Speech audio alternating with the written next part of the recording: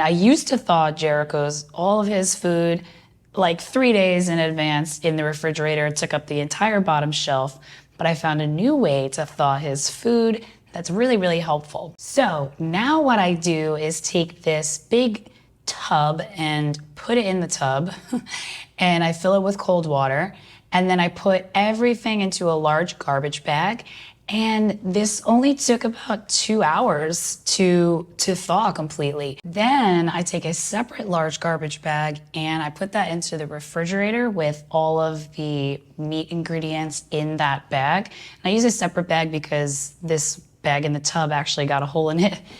But I use the other garbage bag in the refrigerator just in case there's a hole in any of the meat bags. This garbage bag is going to prevent any juices from leaking out and getting all over the refrigerator. So for meal prep setup, I use this food grade silicone mat. This keeps my area sanitary and it also makes cleanup very easy. So I just put everything on top of the mat, keep it all in one place. And I use one container that I'm going to prep out 1 week's worth of food for this week. Then I have 3 vacuum sealed bags that I put inside of stand-up bags, and that's going to be for the rest of the month. So I'm prepping enough food for 4 weeks total. So what I'm going to do is weigh out each ingredient that I need for each week, throw it in the container and throw it into the bags. And I also save the juices from the thawed meat, which is important because there's myoglobin and other nutrients in those juices. So once I have everything done, I put everything that I don't need back in the freezer. Then I portion out this week's food. So first what I like to do is cut the bones. I cut the chicken wings, put those into a separate jar. That way I can divvy them out evenly throughout the week. Next, I take out the chunks of muscle meat and the heart to cut that up into bite-sized pieces. And I like to do this just to keep them kind of larger pieces, just so that Jericho has something to chew other than the bones. Then I'll pull out the secreting organs and I'll cut those up into smaller pieces.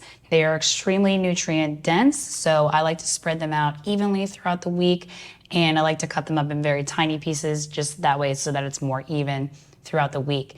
And I cut it over this plate instead of over the container because one time I actually cut the glove a little bit and a piece fell into the food. So I want to make sure that it doesn't go into the entire container of the food because then it'll get lost.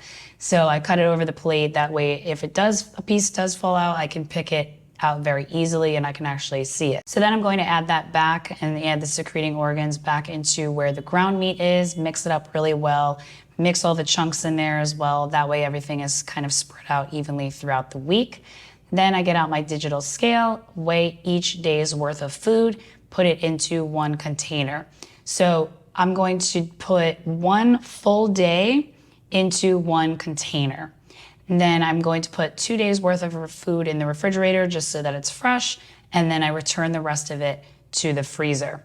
Once everything is all done, I'll split up his sardine portions into each day's container. Used to feed it fresh each day, like from the can, because I used to eat sardines every day, but I don't think I can do that anymore.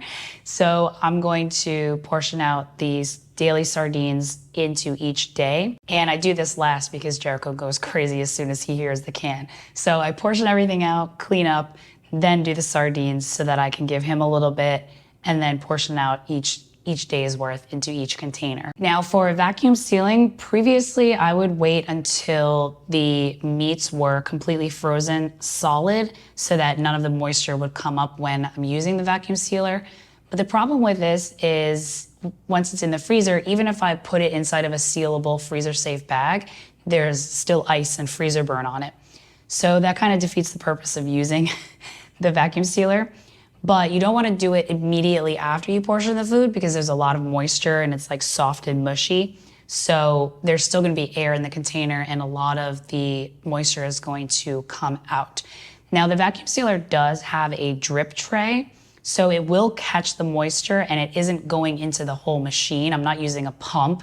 It's just going into the drip tray. So what I did this time was I put it in the freezer for about 5 hours. So it was frozen to the point where there wasn't a big pool of moisture, but it was still malleable. I was still able to kind of make it flat and take up more space so that it wasn't just a big block of food. And when I did the vacuum sealer, there wasn't as much moisture that came out. I think only one of the 3 packages actually had some moisture that came out. And it was a tiny minimal amount. So I took it from the drip tray and just poured it into the containers where I saved the myoglobin. And that'll just add for each week when I portion his food. And you can check out this video right over Meow to see how I thaw and serve Jericho's raw food, plus a tip if your cat is still picky no matter what you try. Thanks for watching.